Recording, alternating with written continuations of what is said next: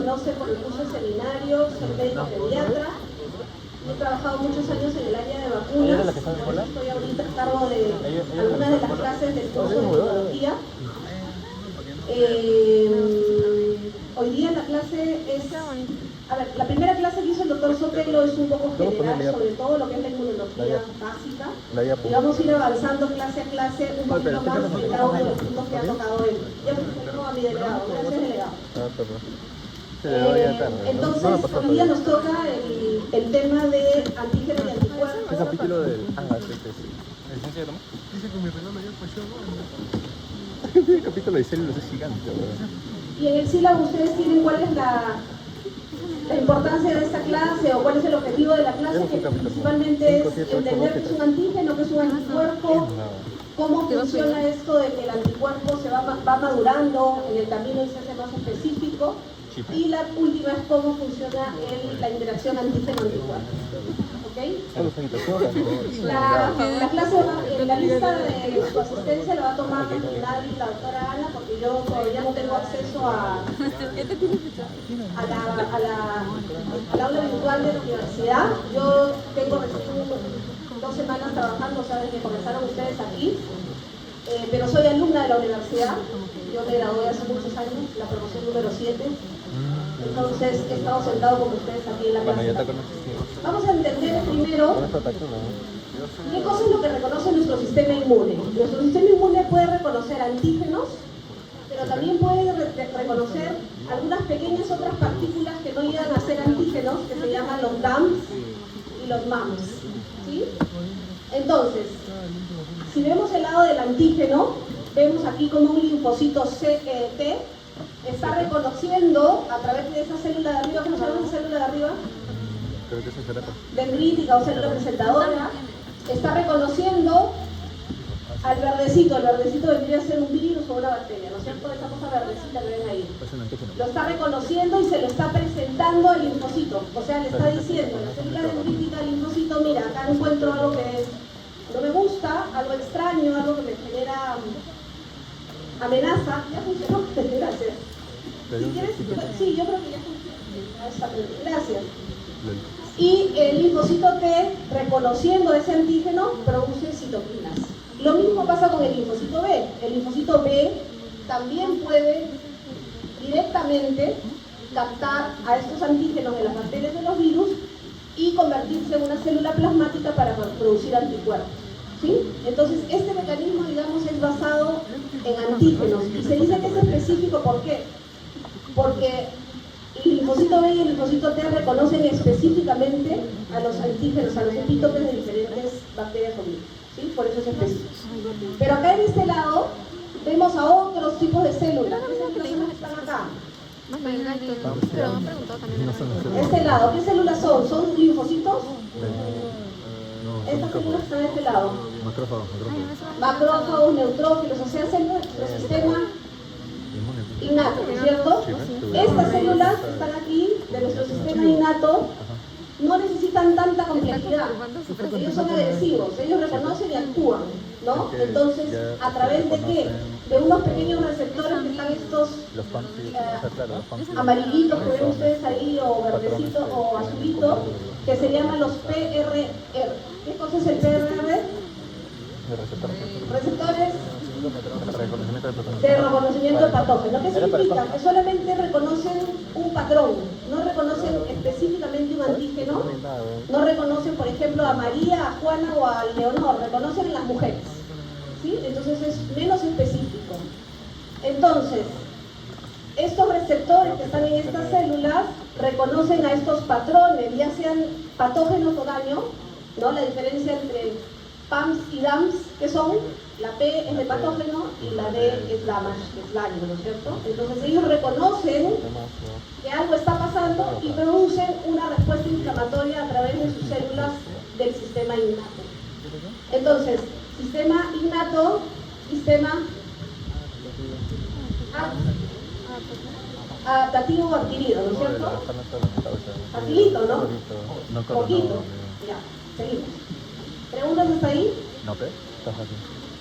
Hasta ahora está fácil. Acá lo vemos un poquito más bonito. Vienen los gérmenes, vamos a imaginarnos que acá viene una Escherichia coli, viene un Escherichia coli, y esa célula que está allá con sus receptores PRP o PRR, perdón, reconocen a este patógeno, pero no lo reconocen como Escherichia coli. ¿Como qué lo reconocen? Como un patógeno. No es un específico Escherichia coli, es un patógeno. Y acá tenemos a otras células que se murió. Una, imagínense una hepatitis A. ¿Qué pasa en la hepatitis A? ¿Qué célula se daña? Hepatocitos, ¿no es cierto? Entonces imagínense ustedes que un paciente está con hepatitis A y tiene daño del hepatocito. Su hepatocito se destruye, está necrótico. Entonces esa célula muerta produce sustancias. Y esas sustancias son captadas también por nuestro sistema innato. Esos serían los DAMs. ¿Está claro? Muy bien. Entonces este es como la gran mirada de cómo se reconocen, no a través de antígenos, sino a través de patrones. ¿Ya? Ahora entramos un poquito más complejo. Las células que pueden reconocer a estos patrones son células que generalmente son de nuestro sistema más innato, hemos dicho, ¿no? Células dendríticas, macrófagos, monocitos, neutrófilos, porque son las células que son afectadas o son, digamos, advertidas de inicio, cuando entra un patógeno al cuerpo. Estos receptores están en estas células, y estos receptores son los que están aquí en la lista.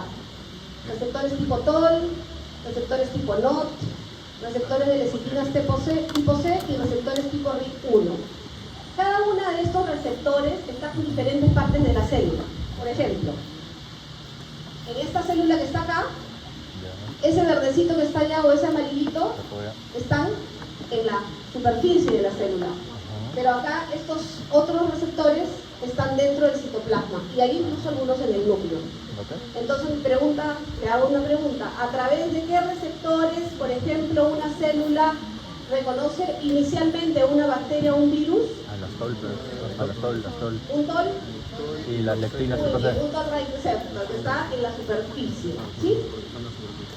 Acá vemos, por ejemplo, cuáles son los patrones que reconoce la célula. O sea, cómo el neutrófilo reconoce que ese patrón es de una bacteria o es de un virus. Podría ser que reconozca, por ejemplo, a un lipopolisacárido de la membrana de la bacteria. Podría ser que reconozca el ácido nucleico de un virus. Podría ser que reconozca, por ejemplo, el GPI de un parásito o el zimosano de una levadura, por ejemplo. ¿Sí? O sea, digamos que esos patrones es como decir, el facilito reconoce mujeres, hombres, perros y gatos.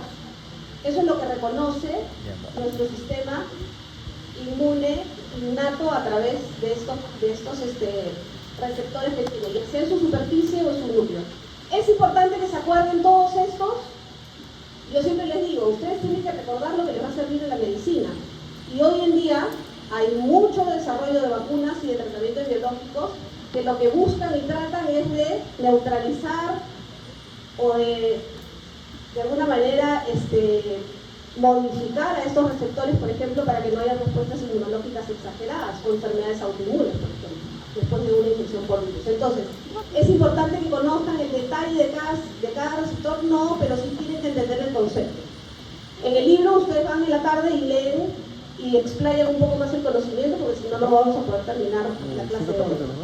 Acá tenemos también que esos mismos receptores, los mismos que hemos mostrado, también reconocen a los DAMs. Así como en el PAMS habíamos dicho que el lipopolisacárido era un patrón que reconoce, en el caso de los DAMs reconocen otras sustancias. Por ejemplo, ¿qué reconocen? A proteínas de choque térmico, o las llamadas shock proteins, ácidos nucleicos de células, fosfolípidos de la membrana que están alterados, o por ejemplo, cristales de colesterol, ácido úrico, ATP, esta proteína que es muy importante, que es el HMGB1. ¿Sí? Y eso se produce cuando hay destrucción de células. Vamos al caso de nuestra hepatitis aguda. Imagínense que nuestro paciente le dio una infección por el virus de hepatitis A. Como era un virus, ¿quién lo reconoció? Los PRR. A través de los PAMS, ¿no es cierto? Se reconoció un virus, Vamos a decir que fue un receptor de tipo TOI. Reconoció el virus y produce una inflamación. Pero después esa célula se daña, se necrosa. ¿Y qué se produce? Se producen muchas sustancias, DAMs. Y la inflamación sigue y sigue y sigue. Si nadie para esto, el paciente, en lugar de tener una hepatitis A aguda que duró 1 o 2 semanas, se va a una hepatitis fulminante o llegar a un trasplante hepático. ¿Es común eso en hepatitis A? Se puede dar. ¿Qué pasó? ¿Por qué no se cortó? Algo no se reguló, ¿no? Y ahí entra ya nuestro sistema inmune que tiene que regular. Pero el primer daño, ¿quién lo hizo? El virus. El segundo daño, ¿quién lo hizo? Los DAMs de las células. ¿Ok? Lo mismo pasa, por ejemplo, bueno, después lo vamos a ver más adelante, pero hay otras patologías que pasa lo mismo. Por ejemplo, las hepatitis por alcohol, las hepatitis esteatóxicas, la gota, la enfermedad de Alzheimer, la diabetes, que tienen un primer daño inicial, pero luego eso continúa por los DAMs, ¿sí? Por el daño de las células, ¿ok?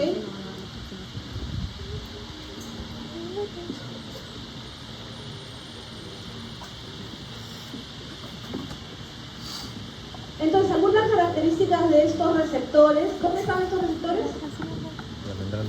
En nuestro sistema innato, generalmente, ¿no es cierto? En las células innatas. Entonces, los toll-like receptors generalmente están en la membrana celular o en los endosomas. Los not-like receptors están generalmente en el citoplasma. Y los RLR están en el citoplasma.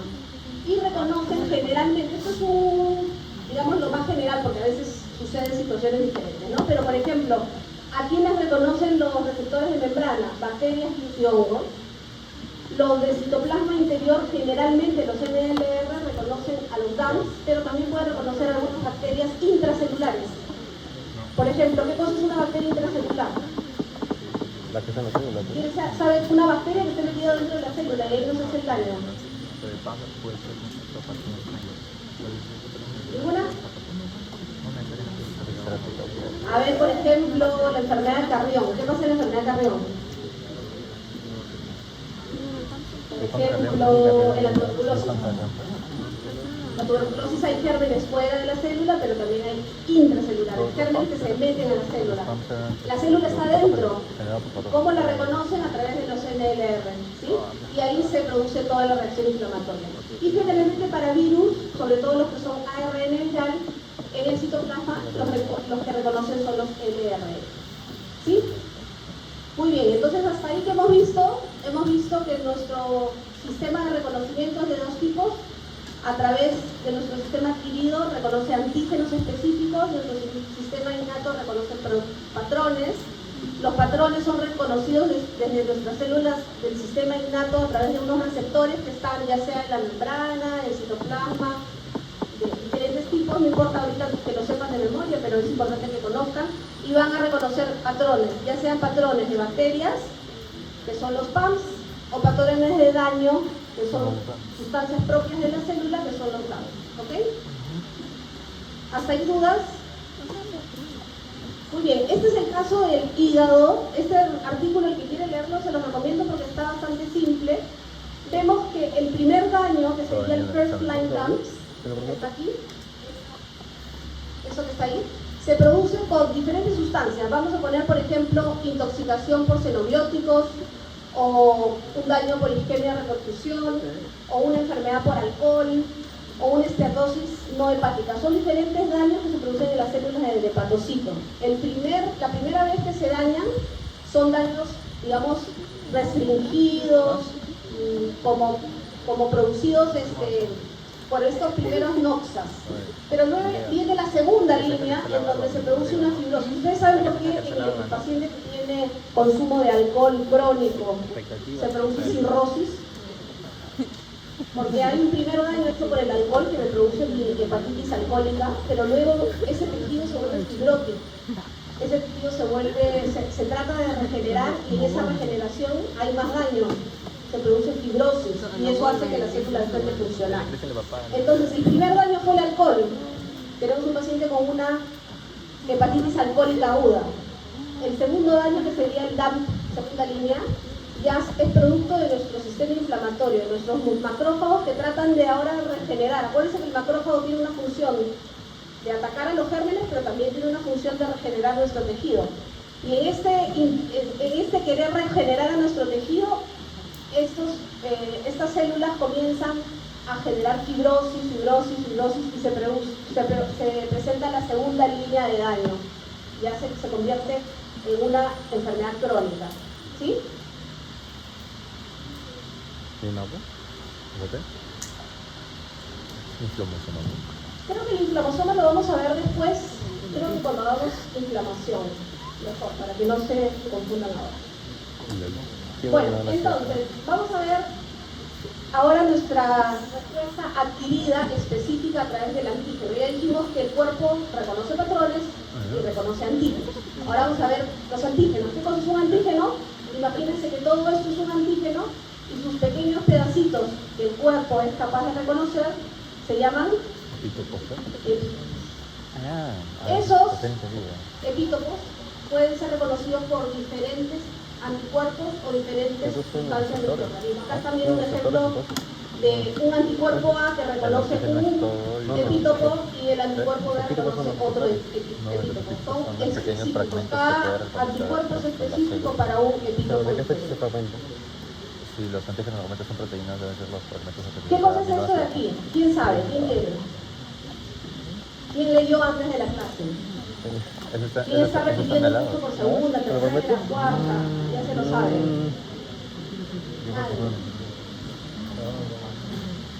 Y a veces cuando vemos esto nos asustamos, ¿no? Bueno, los antígenos pueden estar en línea, pueden estar escondidos, pueden estar en una forma en donde cada uno de sus pedacitos se van a formar antígenos que están distribuidos tridimensionalmente, y hay algunos que no están, pero aparecen cuando hay un daño o un tumor. Esas son las 4 formas de antígenos. Entonces, el antígeno lineal es facilito, pues imagínense esa culebrita verde, es el antígeno, perdón, es toda la secuencia de proteínas, y lo que es azul, no tengo puntero acá, ¿no?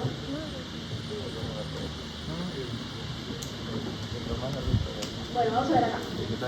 Se ve la... Mientras más largo el tallarín, más difícil es. ¿Ven o no? No. Ya, Más bueno. largo el tallarín, más difícil es. Imagínense que es todo mi antígeno y este pedacito es mi epítopo. ¿Ok? O esta es toda la secuencia de la proteína y esto es lo que reconoce mi anticuerpo. Si está en una línea, se llama lineal. Si está presente o está presente en una forma en donde tiene que estar en esta estructura tridimensional, sería un conformacional, es un antígeno conformacional, porque está localizado en alguna parte de su estructura tridimensional. ¿Qué pasa si yo esta estructura la proteolizo? Hay una proteólisis y se pierde la conformación de esa proteína, el antígeno no lo va a reconocer. Entonces una pregunta, por ejemplo, de Mir o de los STEPS es: si yo tengo una proteína cualquiera y la desnaturalizo y no fue reconocido por el anticuerpo, ¿qué tipo de antígeno era? Si hubo proteólisis o hubo calor y se perdió, ya no lo reconoce, fue porque era conformacional, ¿ya? Tenemos el críptico. ¿El críptico qué significa? ¿Alguien sabe? Ese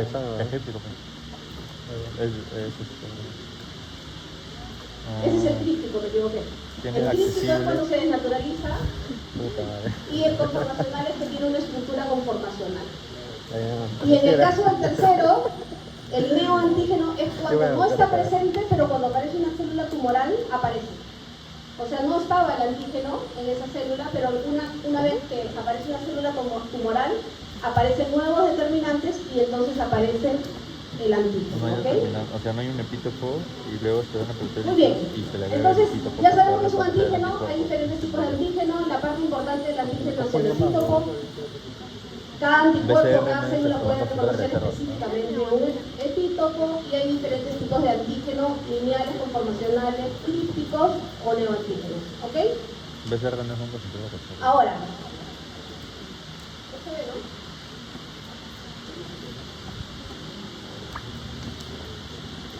¿Qué cosa significa esto?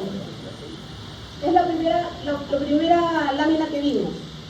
Veíamos que el linfocito T reconoce al virus, que sería en este caso ese verdecito, lo reconoce gracias a la presentación de las células dendríticas, ¿no es cierto? Y el linfocito B también lo reconoce directamente. Pero tiene que haber unos receptores que son los que permiten reconocer. Esos receptores, en el caso del linfocito B, se llama TCR, que sería receptor de las células T. Y en el caso del linfocito B, receptor de las células B.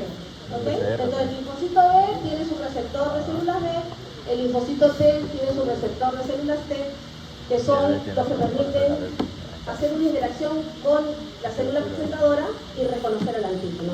¿Sí? ¿Cuál es la diferencia entre los receptores de células B y las células T? ¿Cuál es la diferencia más importante? Que la TCR necesita de la célula dendrítica, ¿será? ¿Perdón? ¿Será de que la TCR necesita de la BS? ¿De qué? Puede ser que alguno reconozca los críticos y no, eso es una posibilidad. También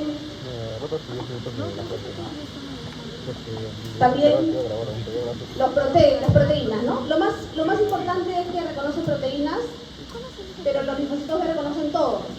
Pueden reconocer polisacáridos, proteínas, ácidos nucleicos. En cambio, el linfocito T solo reconoce proteínas y el linfocito T solo reconoce puede reconocer epitopos crípticos, mientras que el linfocito B no los reconoce. ¿Ok? Entonces son dos importantes. El T reconoce críptico y proteínas y el B reconoce todo. También el linfocito B reconoce directamente, ¿no? Ven el receptor ahí del linfocito B, lo reconoce directo, pero ahí hay una cosita azul. ¿Qué es esa cosita azul en el caso del linfocito T? El T.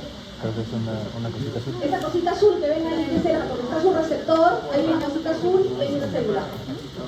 El receptor de la Complejo, célula B. mayor de histocompatibilidad de tipo 2, ¿ok?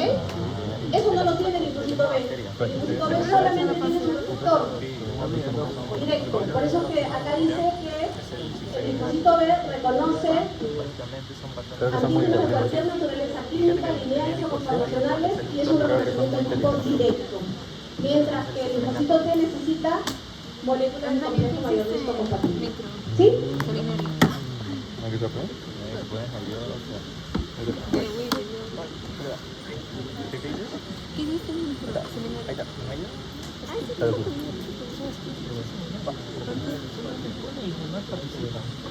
Ahora vamos a ver al linfocito B y su respuesta de tipo humoral. ¿Por qué? ¿Cuál es la respuesta de tipo humoral? A través de anticuerpos y las respuestas celulares del linfocito T. Entonces ahora, como estamos estudiando la clase de anticuerpos, vamos a estudiar qué pasa con la respuesta de tipo linfocito B que produzca anticuerpos. Acá tenemos a nuestro linfocito B nuevamente con su receptor, reconoce el epítopo y el linfocito B en qué se convierte para producir anticuerpos. En célula plasmática. Una célula plasmática es un linfocito T que ha cambiado, ha madurado y que produce anticuerpos. ¿Sí? Ese receptor BCR, si se llama, vamos a poner un nombre a ese receptor BCR y vamos a ponerle el nombre Bruno. Si el receptor es Bruno, el anticuerpo que va a producir también es Bruno. ¿Sí? O sea, el receptor del antígeno es igualito o prácticamente igual en el reconocimiento que el anticuerpo que produce. ¿Por qué? Porque tiene la misma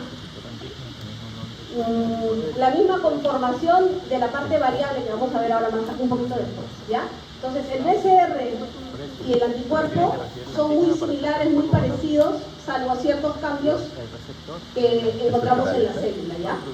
¿Dónde se hace el reconocimiento del linfocito B? ¿Dónde reconoce el linfocito B a los antígenos? Usualmente en los ganglios linfáticos, en el vaso o en otros tejidos mucosos. Ahí son los sitios donde el linfocito B está actuando.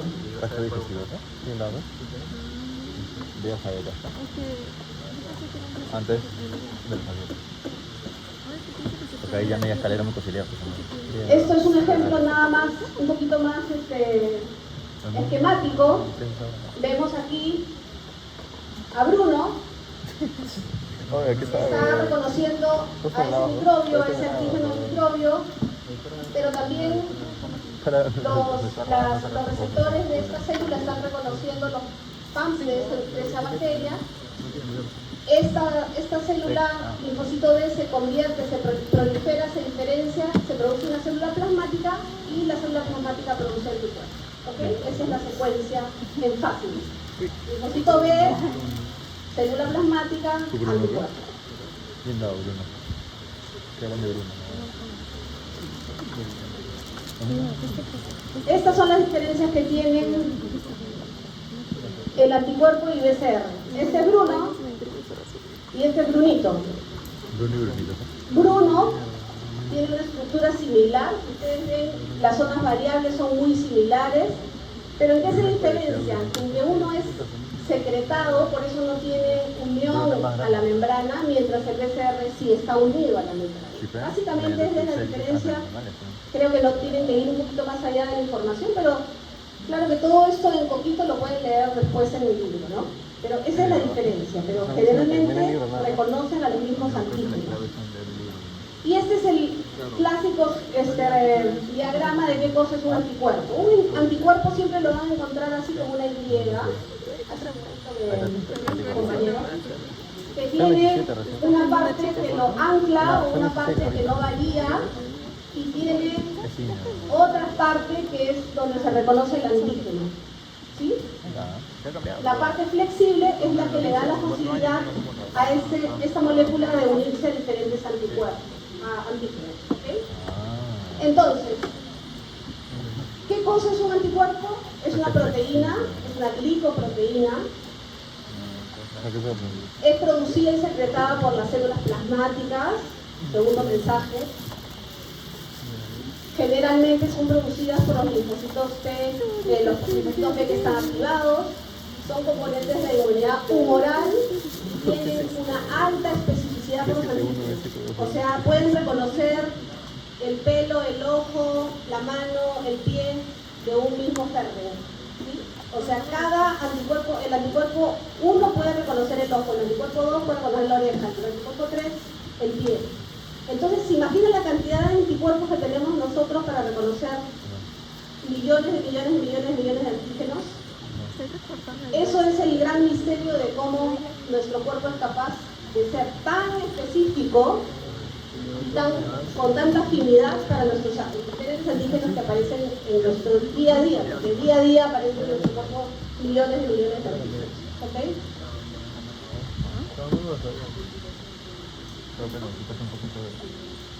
Acá está la estructura que tienen que aprenderse.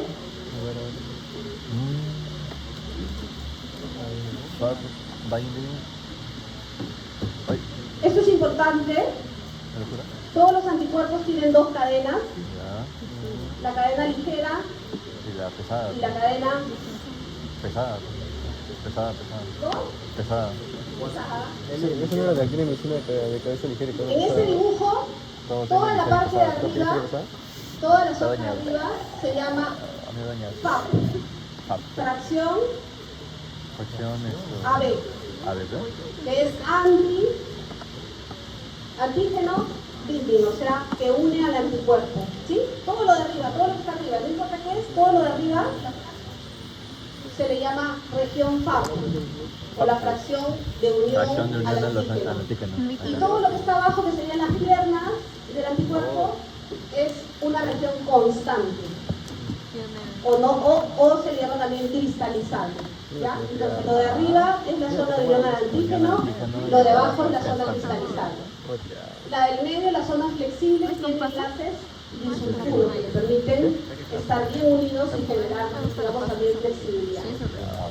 Esta zona de acá tiene una actividad biológica, significa que esta puede cambiar. Por ejemplo, el anticuerpo inmunoglobulina E puede convertirse en una D cambiando esta. O una M puede convertirse en una G cambiando esta parte, la fracción cristalizable. Pero lo de arriba es lo que varía para poder reconocer al antígeno. ¿Sí? La fracción que tiene unión a los diferentes antígenos. Pero además ustedes ven que hay una cadena H donde dice H, cada pedacito de H que sería Todo lo que está de manera interna es la cadena pesada y todo lo que está hacia afuera en el FAP es la cadena ligera. ¿Sí? Entonces, ¿dónde están las cadenas ligeras? Están en los extremos externos de la fracción AB. ¿Qué más? ¿Algo más sobre este anticuerpo que les interesa? ¿O no les interesa nada? La que van en el examen. Debería interesarnos.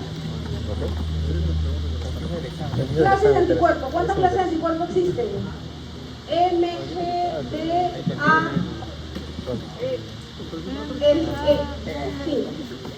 la inmunoglobulina G o anticuerpo G, inmunoglobulina y anticuerpo. ¿Por qué se llama inmunoglobulina? ¿Alguien sabe? Porque tiene glóbulos. Estás tomando la competencia. ¿Alguien tiene idea? Estás tomando la competencia. Claro, pues no, que Es una globulina. Cuando yo agarro el suero de un paciente, imagínense que me sacan sangre y me sacan el suero y yo quiero saber cómo están mis proteínas. Me van a hacer la típica proteína que ustedes se acuerdan que sacan en la sangre. ¿Cómo está tu albúmina? ¿No es cierto? Albúmina. Pero también podemos determinar por electroforesis cuáles son las globulinas. Y ahí aparecen todas las globulinas, incluyendo los anticuerpos. Entonces los anticuerpos también son globulinas, están dentro de esa línea de electroforesis. Pero se le llama inmunoglobulina porque tiene que ver con el sistema inmunológico, ¿ya? La inmunoglobulina G tiene 4 tipos: G1, G2, G3, G4. La inmunoglobulina A tiene 2 cadenas, están unidos a través de la cadena HOT, son 2, son diméricos. La inmunoglobulina M es pentamérico, tiene 5 como ramitas, ¿no? Y la inmunoglobulina E y la B. ¿Cuál de estas ustedes creen que sería la más rápida de atacar a una bacteria? ¿Por qué? Tiene un montón. La M porque tiene un montón de ramitas. Va a tener una gran ¿qué? ¿Afinidad o avidez? ¿Avidez? Avidez. ¿Qué es avidez? Exacto, entonces es ávido. Como es tan grande y tiene tantas ramas, el pulpo es ávido, pero no es tan afín. Afinidad significa que tiene más atracción, más especificidad por un antígeno, que le gusta más el antígeno, que es más afín. Y en ese caso, la inmunoglobulina G es más afín que la M. Por eso, cuando uno está con una enfermedad, por ejemplo, vamos a volver a mi caso de hepatitis A. Imagínense que mi paciente se enferma de hepatitis A por el virus de la hepatitis A y estoy en el tercer día, lo veo paciente amarillo, el hígado grande, vomita, la orina está como té, cargado, son signos clásicos de la hepatitis A. Y yo digo, vamos a ver de qué se trata. Voy a pedirle un examen de sangre. Le voy a pedir inmunoglobulina, anticuerpos IgG o IgM. Está en el tercer día de enfermedad. Le van a llamar al laboratorio y le van a decir, doctor, ¿me puede hacer este anticuerpo, por favor, para ver qué tipo de infección tiene? ¿Qué le piden, IgG o IgM? M, porque es la primerita. Acuérdense que si es más ávido, la primera inmunoglobulina que sale es la M, porque tiene que ir a atrapar rápidamente con sus manos de pulpo, tiene que ir a atrapar al virus. Entonces la IgM es nuestra primera línea de defensa desde los anticuerpos. No hablamos de la inmunidad innata, hablamos de los anticuerpos, ¿sí?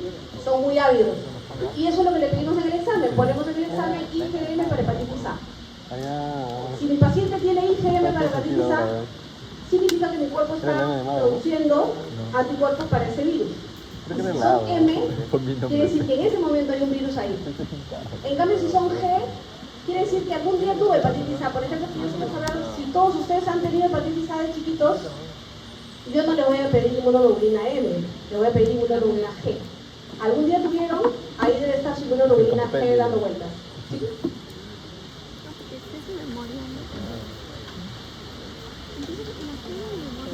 Entonces, inmunoglobulina M, funciones, esto es súper importante, importantísimo. IgM es el primer anticuerpo que se genera, IgA está en las mucosas, está en la leche materna, está en el intestino, está en la zona respiratoria, es una inmunoglobulina mucosa, de mucosas, es la primera inmunoglobulina de mucosa.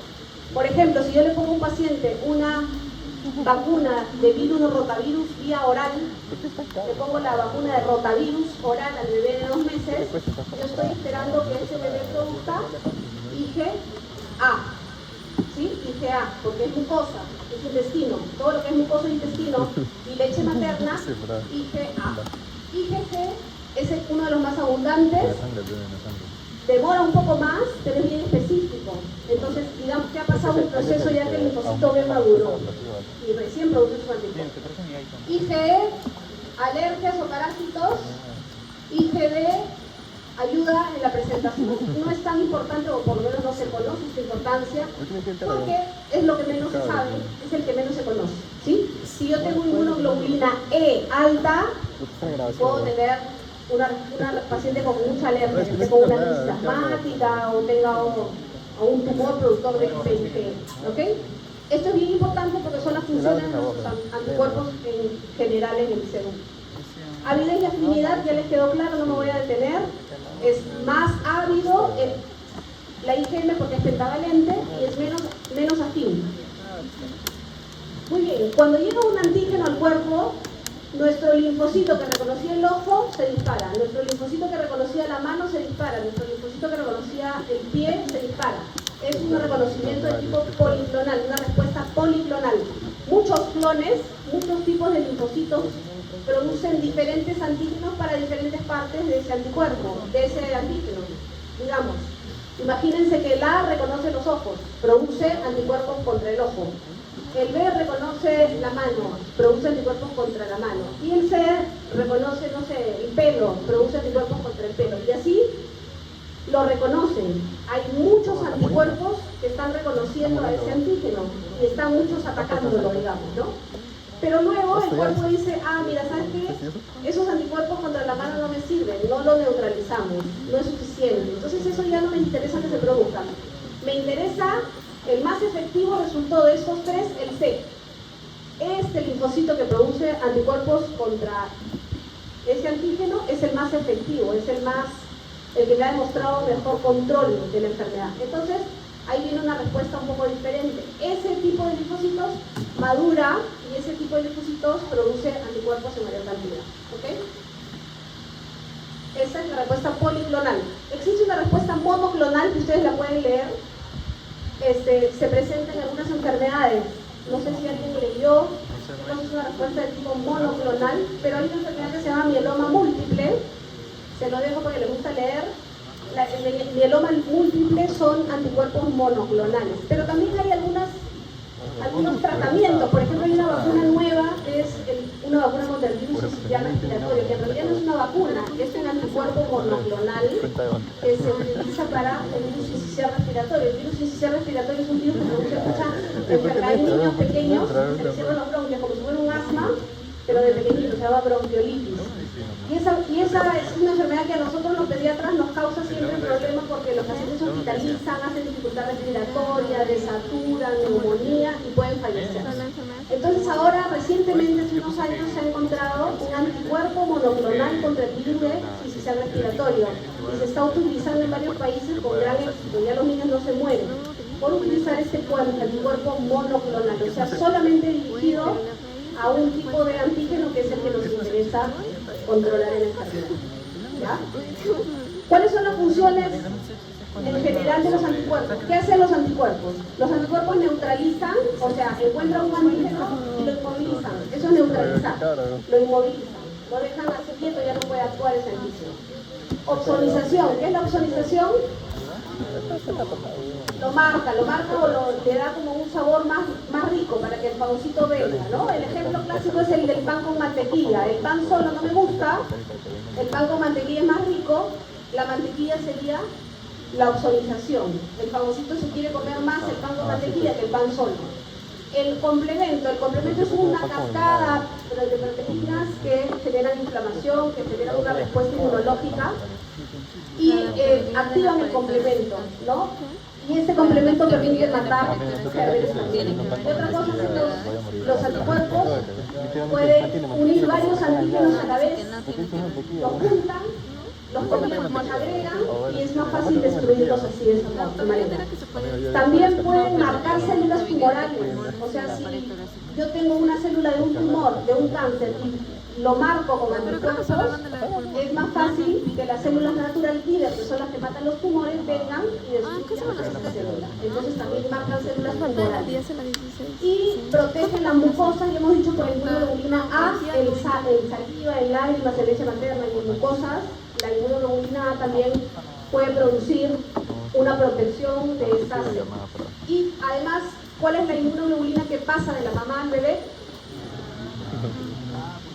Es la leche.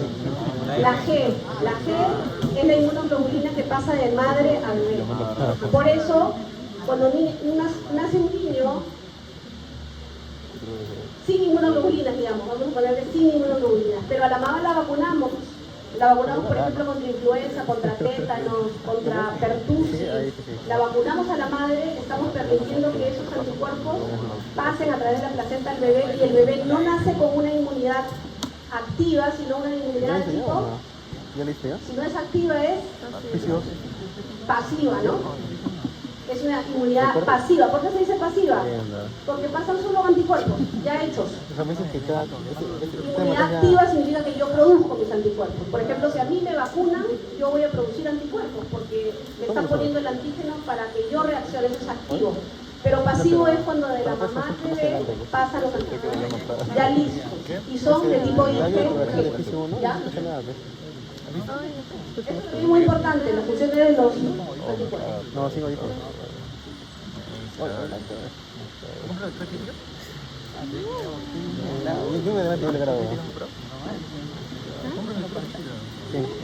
Oye, mañana vas a escoger a uno para exponer. Sí, mañana vas a escoger a uno para exponer. Creo que acá no lo mencioné, pero en el anticuerpo. Sí, pero por una. ¿No? No dice nada de texto. No desea. Los anticuerpos tienen unas zonas donde se pueden, donde se une el complemento, ¿ya? Que son estas zonas donde está la FC, ahí es donde se une el complemento del celular. ¿Quién fue este señor?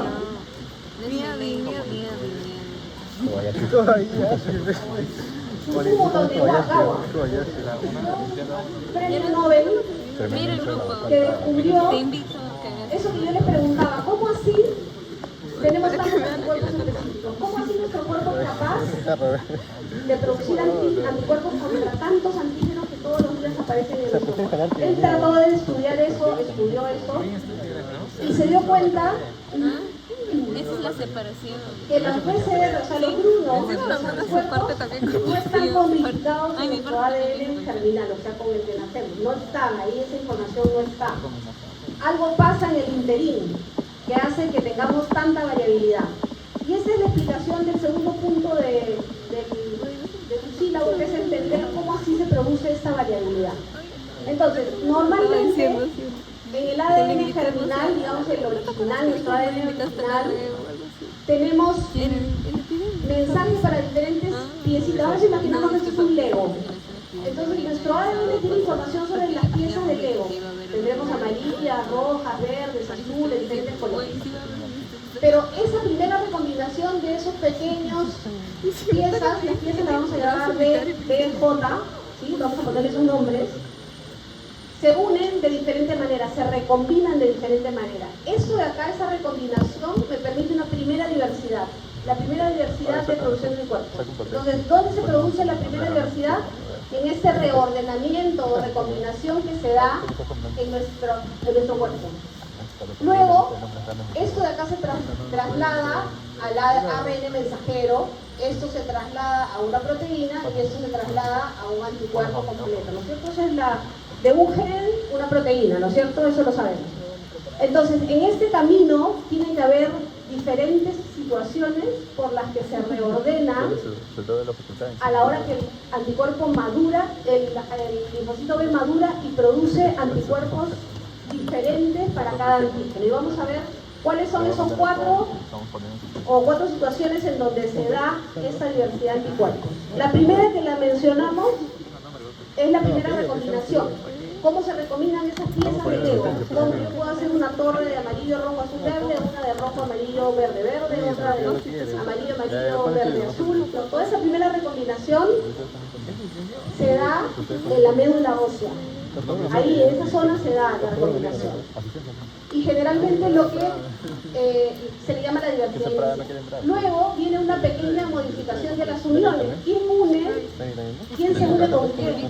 Eso también se da en la médula ósea al inicio, pero es una diversidad adicional, digamos. Sobre la primera, una diversidad adicional. La tercera se llama hipermutación somática.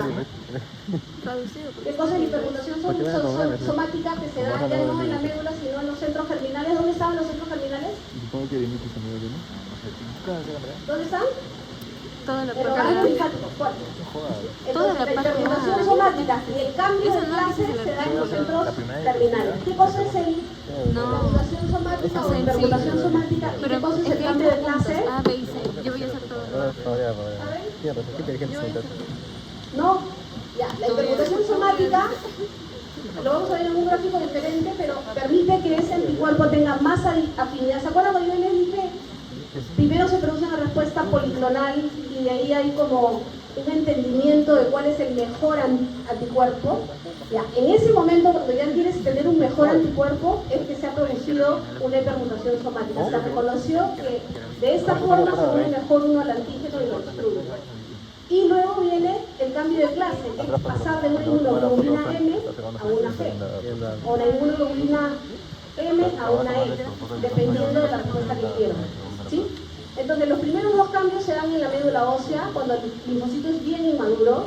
Luego ya cuando se comienza a madurar en los centros germinales, comienza a entender cuál anticuerpo es mejor para detener a ese antígeno. Y luego el cambio de isotipo, que es el cambio de un tipo de inmunoglobulina a otro. ¿Ya? ¿La pichelita tiene también? Esto es en difícil, pero es lo mismo. O sea, es exactamente lo mismo. Esto es lo que han hecho el curso anterior, lo han visto con el profesor, que es biólogo. No voy a hablar del profesor, pero bueno. Es en complicado, pero es lo mismo. Arriba tenemos a nuestros pequeños pedacitos de Lego. La segunda parte es que hay una recombinación inicial, luego ya tiene un mensaje más claro, que es más maduro, cuando ya el linfocito está más maduro, y luego se ensambla de una forma diversa y se produce un anticuerpo ya sea de tipo M, de tipo D o de tipo E. Si lo quieren en pasitos, a algunos les gustan las cosas visuales, a otros les gustan más, eso es lo mismo. La diversidad de anticuerpos, los primeros segmentos génicos son las piezas iniciales. Hay dos enzimas importantes, esas dos que están en el número 2 y 3, son dos enzimas importantes, la RAF1, RAF2 y la TDT, que lo que permiten es hacer diferentes cambios y diferentes uniones en estas piezas iniciales. Luego viene una combinación de casadas enteras y permutación somática que se da ¿dónde? En los centros germinales, ya cuando está activo el linfocito, y el cambio de clase para darle mayor especificidad. Entonces, si yo les pregunto, por ejemplo, hay alguna enfermedad de un paciente que no es posible tener esos primeros cambios, esa variabilidad genética, ¿qué va a tener el paciente? De un solo tipo, o digamos que muy poco específicos, digamos, va a ser una inmunodeficiencia severa, ese paciente se va a morir en el primer año de vida. ¿Por qué? Porque va a venir un germen y no lo va a poder reconocer porque no tiene tanta variabilidad, no van a poder reconocer a tantos antígenos. Entonces tienen una enfermedad importante como la inmunodeficiencia primaria porque no es adquirida, sino es primaria, severa, porque el paciente no va a tener cómo desarrollar anticuerpos para diferentes antígenos. Y este es el centro germinal del ganglio linfático, tiene una zona oscura, una zona clara. En la zona oscura se va a dar la hipermutación somática y la proliferación, y en la zona clara ya se da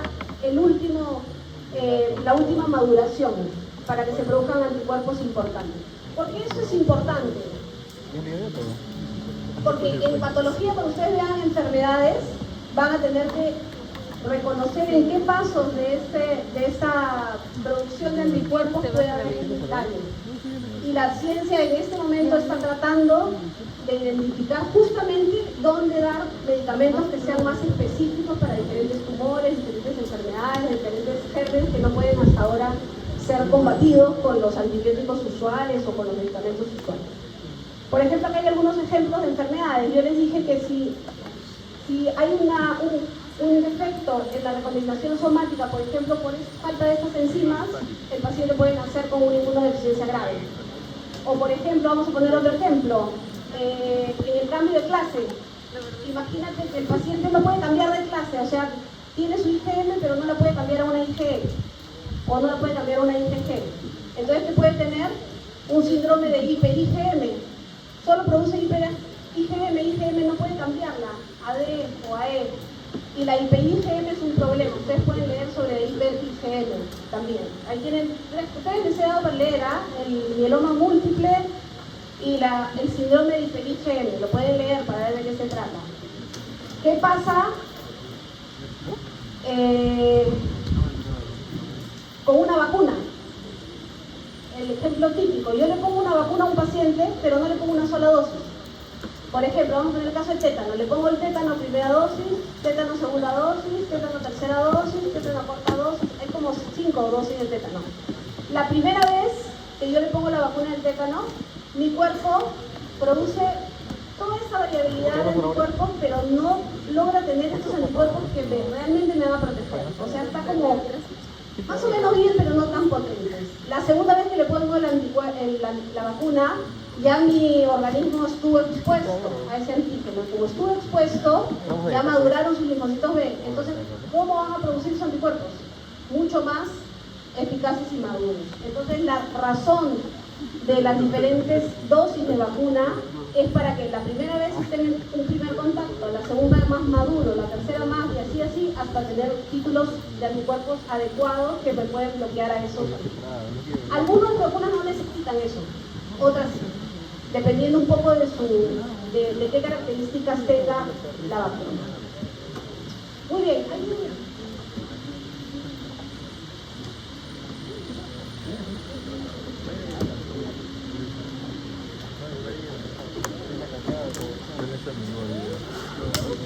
un tema que es importante.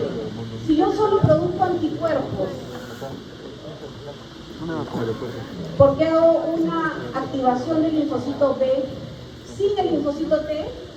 Mi respuesta no va a ser muy duradera. ¿Sí?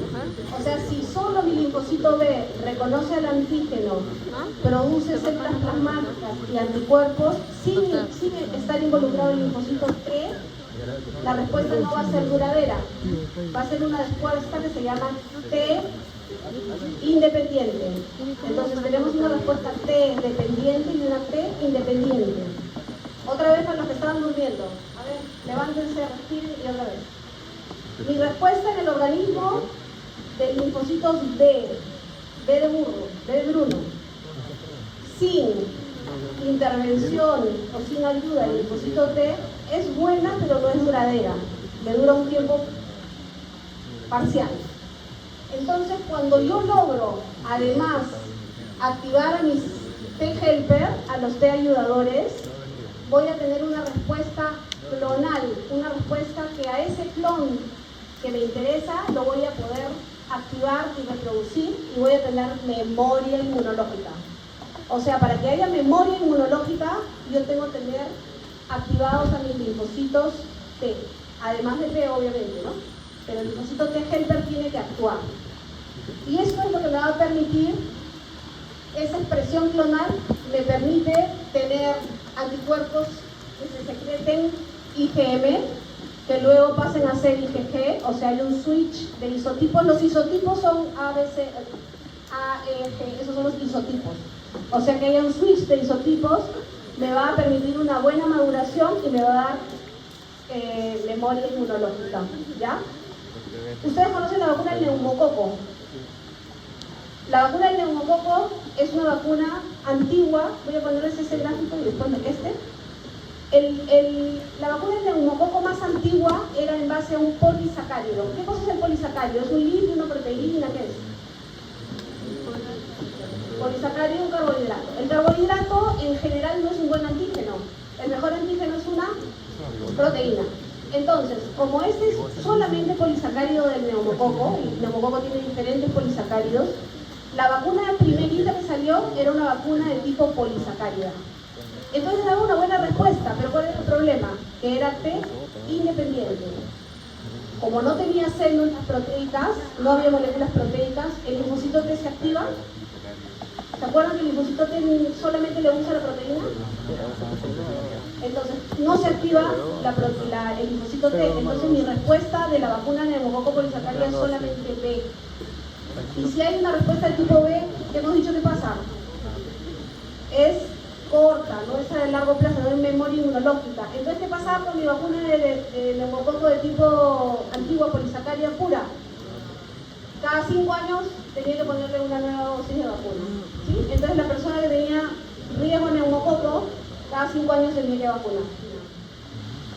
Conjugan la proteína con un polisacárido. Y entonces ahora sí, si vemos en este gráfico, acá solamente estaba el antígeno con una proteína transportadora, este sería T independiente sin la proteína y acá con la proteína.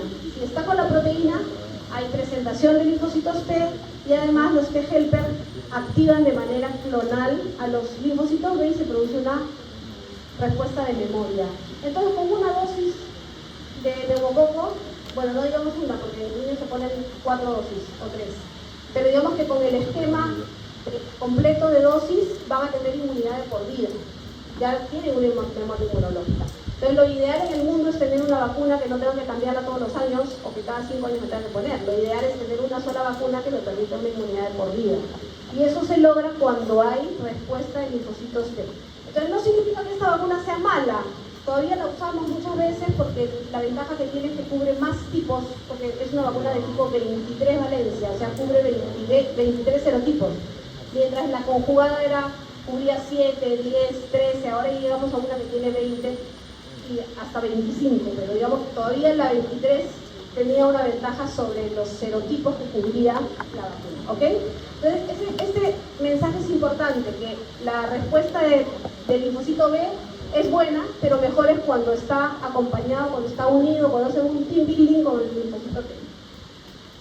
Entonces, acá está la definición o la diferencia, la timo dependiente y la timo independiente. El timo independiente significa que no necesitan al timo. Por eso se llama timo independiente. Si no necesitan al timo, no necesitan el linfocito T. Esta de acá suelen ser polisacáridos, se activan solo los linfocitos B, hay rápida reproducción de IgM, pero no hay hipermutación somática, no hay memoria inmunológica, y es una respuesta rápida, pero bastante corta. Entonces, cuando no hay un linfocito T de por medio, la respuesta es diferente. Eso es importante. ¿Los linfocitos B son del grupo de inmunidad adquirida o del grupo de inmunidad innata? Los linfocitos B. Usualmente es adquirida, ¿no es cierto? Pero hay algunos B, como este, que dice linfocitos B marginales o B1, que son innatos. Para términos generales, si les preguntan si los linfocitos son adquiridos, pero hay algunos tipos de linfocitos B, así como T, que no tienen necesidad de reconocer antígenos ni presentadores, sino directamente los reconocen, ¿ya? Mientras que pasa con la respuesta T dependiente o timo dependiente.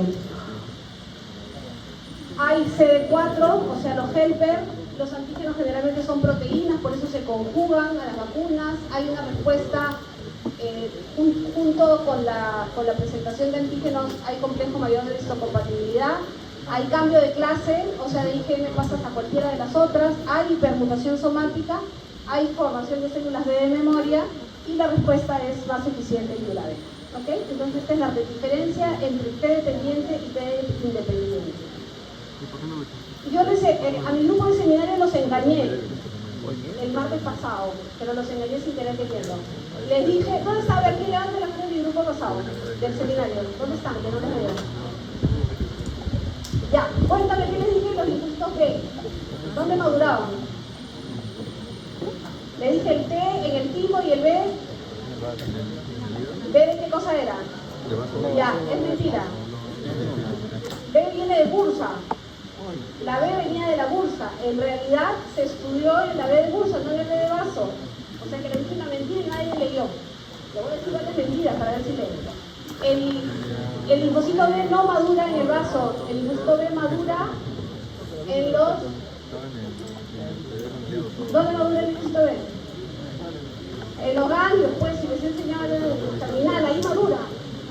El linfocito T en el timo, el linfocito B madura en el ganglio terminal. Y también en la médula ósea, ¿no? Porque ahí es zona de donde inicia, ¿ok?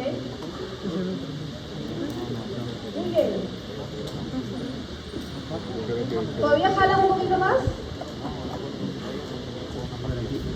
¿Alcanzados? ¿Qué hacemos? Tenemos que terminar. Ya, esta parte es un poquito diferente. El superantígeno, ¿qué es un superantígeno?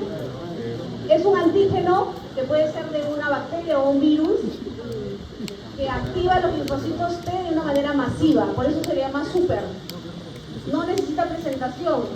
Es activa rápidamente y es una respuesta, digamos, mucho más agresiva que la respuesta normal, ¿ya? Entonces el superantígeno se une no solamente en su sitio específico a través de la molécula de mayor histocompatibilidad de tipo 2, pero también se une por fuera de ese sitio específico de unión.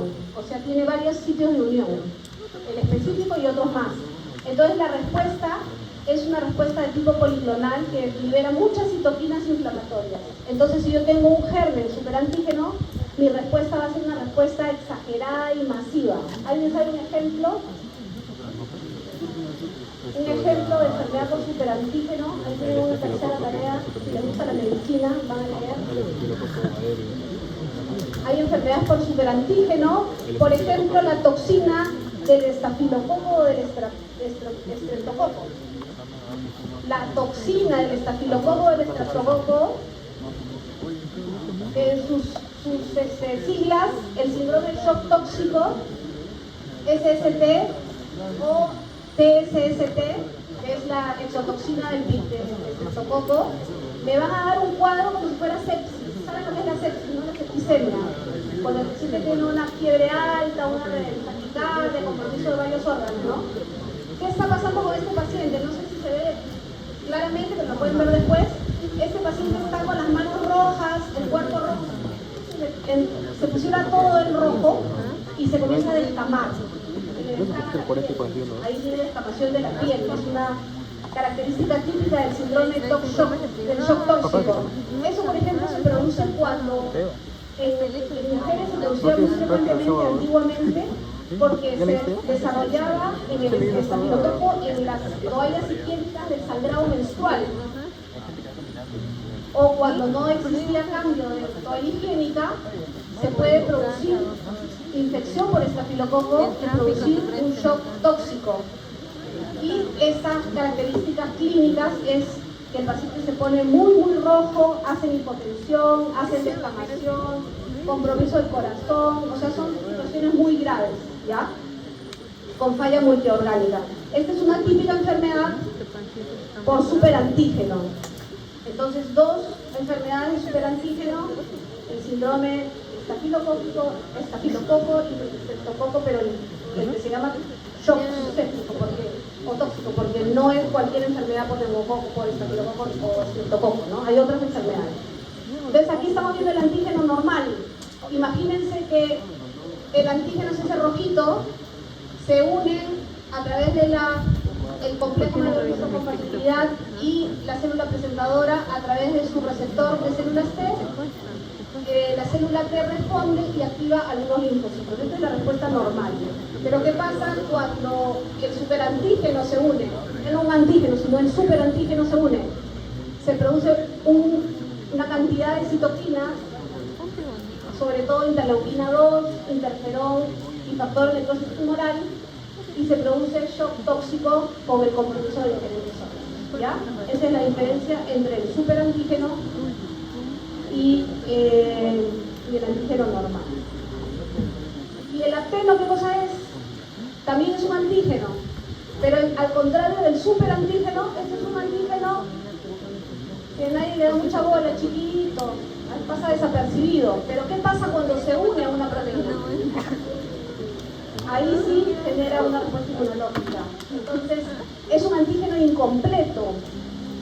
Necesita unirse a una proteína parecida a la vacuna, esa que le decía conjugada o no conjugada, ¿no? Más o menos el mismo sistema, pero se presenta que al unirse a una proteína viene la reacción. Por ejemplo, el típico caso de un acteno es penicilina. La penicilina tiene una reacción anafiláctica inmediata, que le ponen penicilina y me da anafilaxia, ¿no? Se me cierran los bronquios, me dan inflamación de la glotis y me puedo caer en ese momento y me muero. Esa es una reacción anafiláctica. Eso es basada por IgE, es una respuesta de tipo IgE. Pero esta reacción es el paciente que hace una reacción alérgica, pero no en ese momento, no se cae al piso ni hace anafilaxia, se hincha. A las 2 semanas o 3 semanas comienza a hemolisar a sus glóbulos rojos, a destruir a sus glóbulos rojos, hace una anemia hemolítica por penicilina. ¿Acá qué pasó? La penicilina actúa como un apteno. Mientras esté el apteno no pasa nada, pero ¿qué pasa si el apteno se une al eritrocito, a las proteínas del eritrocito? ¿Qué pasa en ese momento? Si se une, ahí recién el cuerpo lo reconoce y comienza a destruir a los glóbulos rojos produciendo hemólisis. Entonces un apteno va a necesitar unirse a una proteína para reaccionar. Y generalmente es dermatitis de contacto. Por ejemplo, yo cojo una sustancia, níquel, que me da alergia, pero en ese momento no presenta una reacción. Pero como es un apteno y está unido a las proteínas de la piel, comienza después de un tiempo a generar una respuesta inmunológica y mi mano se comienza a poner a lesiones como una típica dermatitis, ¿ok? A lesionar. Entonces, se llama hipersensibilidad de tipo 2. Los que han escuchado antes hipersensibilidad de tipo 1 son las alergias típicas. La que comes algo y te da anafilaxia o se enronchas o se te hinchan los párpados. Esa es una reacción de hipersensibilidad de tipo 1. Esta se le llama de tipo 2. Usualmente los aptenos pueden estar en las dos, pero generalmente están más en la de tipo 2.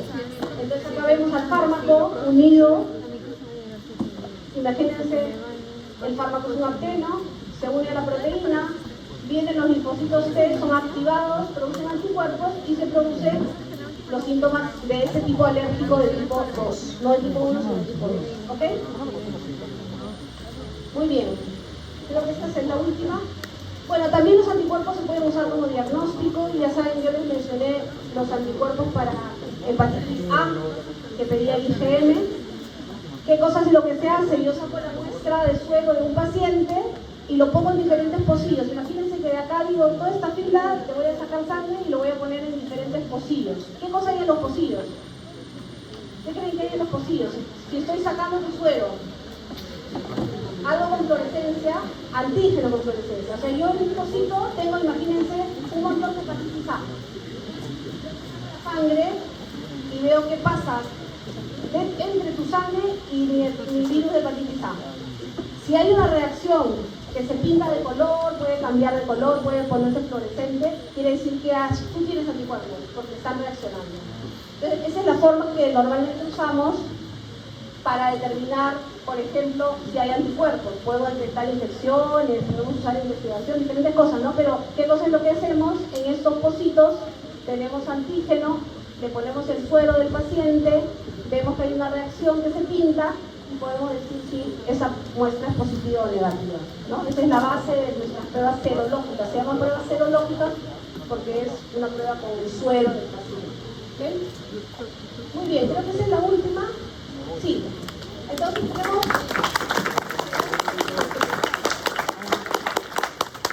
No sé si quieren hacer alguna pregunta en este momento, porque tenemos que tomar lista. Bueno, recomendaciones.